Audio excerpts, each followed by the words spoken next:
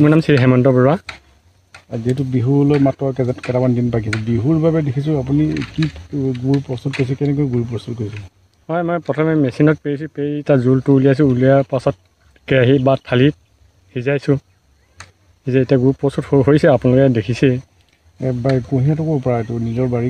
হয়, মোৰ মই নিজে লগোৱা কুঁহিয়াৰ। হয়, মই নিজেই কাটি মেলি নিজেই পেৰি মেলি আকৌ সিজাইছোঁ, এতিয়া গুড় হ'লেই বাৰু। মই তেনেকৈ প্ৰশিক্ষণ লোৱা নাই, আগতে অকণমান দেখিছোঁ, দেখিয়ে মই অলপ চিন্তা কৰি পেলাই বনাই চাইছোঁ, আৰু লগতে জনা মানুহ এজনী মাতিছোঁ, আপোনালোকে দেখিছেই সেইজন এতিয়া অলপ লাগি দিছিলে। হয়, কেইদিন গুড় এতিয়ালৈকে প্ৰস্তুত কৰিছে, কিমান?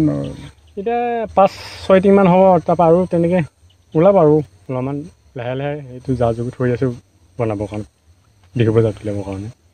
আলু আছে, আলু এবাৰ শেহতীয়া আছে, শেহতীয়া হ'লেও মানে বিহুত অলপ 5-6 কুইণ্টেলমান উলিয়াব লাগিব বিহুৰ কাৰণে।